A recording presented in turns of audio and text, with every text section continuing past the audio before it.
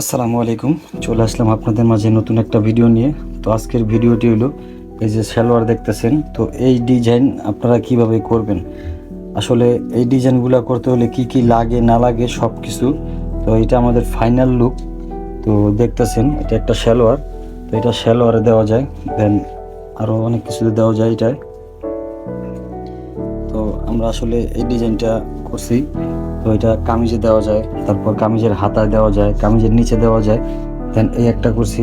তো দুইটাই আপনাদের আসলে দেখাবো যে একেবারে সুন্দরভাবে যে কিভাবে করা যায়। তো দেখেন আমাদের এই যে ফিনিশিংটা, তো মোটামুটি যে পুরো কমপ্লিট, তো এইটাই দেখাইতেছি আপনাদেরকে। তো আসলে এই দুইটা করা হয়েছে।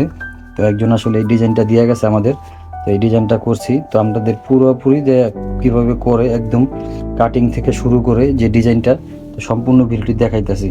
যদি ভিডিওটি ভালো লাগে তো অবশ্যই লাইক কমেন্ট শেয়ার সাবস্ক্রাইব করে দিবেন।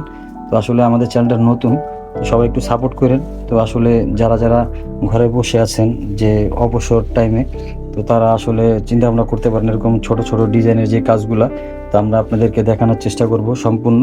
তো আসলে পুরো ভিডিওটি দেখতে থাকুন, তো দেখলে ইনশাল্লাহ ভালো লাগবে। যদি ভালো লাগে অবশ্যই চ্যানেলটি আবার বলতেছি তো একটু সাবস্ক্রাইব করে দিন।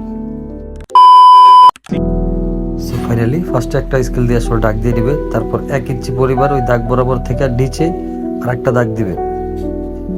দাগ দেওয়ার পরে স্কেল দিয়ে সুন্দরভাবে দাগ দেন আর একটা দাগ দেওয়ার পরে আসলে একটা সুতার কোণ নেবেন। তো আসলে এটা আগে কেউ করছে কিনা জানি না, তো এটা আমি আসলে সুন্দর গোল হওয়ার কারণেই আমি সুতার ইয়াটা ব্যবহার করি।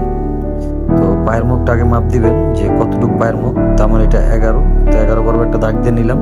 দাগ দিয়ে যে উপরের দাগটা আছে, উপরের দাগের এই কোণটা ধরবেন, পরে নিচের থেকে এরকম ভাবে প্রত্যেকটা দাগ দিয়ে নেবেন।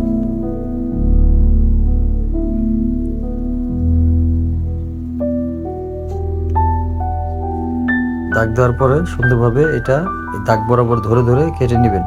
তো উপরে যে দাগটা আছে সেই দাগ বরাবর দেখেন, তো আসলে ওরকম ভাবে বুঝে যেতেছি না, বলতে পারতেছি না। তো ইনশাল্লাহ আমার আসলে স্ট্যান্ড নেই, তো একটা ভালো স্ট্যান্ড কিনে আপনাদেরকে আরো সুন্দরভাবে দেখানোর চেষ্টা করব। তো আমাদের চ্যানেলটি সাবস্ক্রাইব করে রাখবেন, আরো নতুন নতুন ভিডিও আসার সাথে সাথে আপনার সাথে চলে যায়।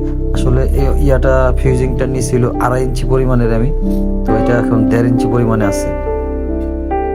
তো এটা দুইটা সালোয়ারের জন্য আমি কাটছি। আসলে আপনারা একটা দেখাইবো এখন।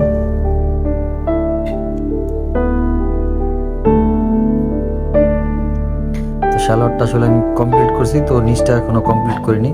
তো এটা হয়েছিল ভাউ সাইড, এই যে, আর এটা উল্টিয়ে তারপর সুন্দরভাবে আয়রন দিয়ে লাগিয়ে দিবেন আপনারা।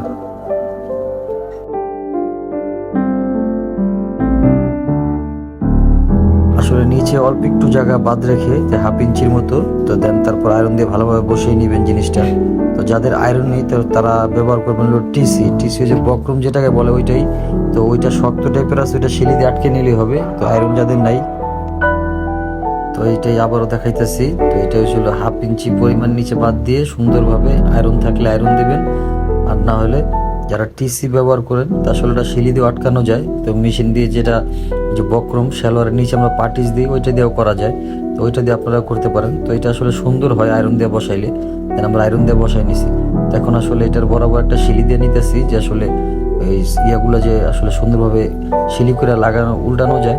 তো আপনারা পুরো দেখুন, তো আস্তে আস্তে আসলে শিখতে পারবেন অনেক কিছু। তো আসলে যদি ভালো লাগে ভিডিওটি, তারপরে বলতেছি চ্যানেলটি অবশ্যই সাবস্ক্রাইব করে রাখবেন, যে নেক্সট ভিডিও আসার সাথে সাথে আপনারা পেয়ে যাবেন। দেখতে থাকুন পুরো ভিডিওটি।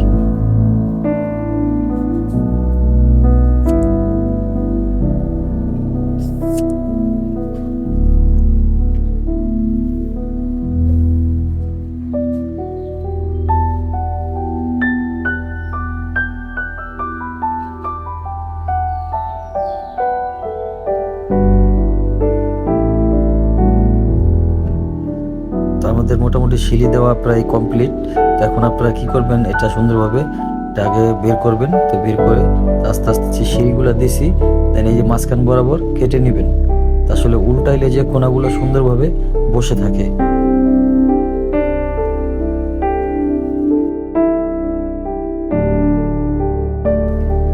যে কোনাগুলো কাটার পরে তো সুন্দরভাবে হাত দিয়ে ধরে ধরে প্রত্যেকটা কোনা উঠিয়ে দিবেন আপনারা।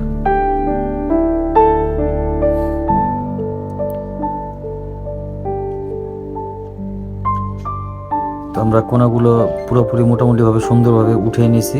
তো এখন আসলে একটু আয়রনের কাজ আছে, তো এটা আয়রন দিয়ে যখন ডলা দিব তো সুন্দরভাবে দেখবেন ফিনিশিং হয়ে গেছে।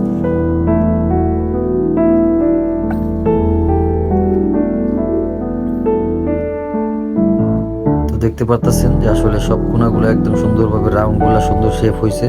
তো এখন কি করবেন, উল্টা সাইডে ধরে যে বাড়তি নিচের অংশ কাপড়টা নিয়েছিলেন ওই কাপড়টা আসলে সাইড দিয়ে যে আছে এটা সুন্দরভাবে ভেঙে একটা শিলি দিয়ে দিবেন।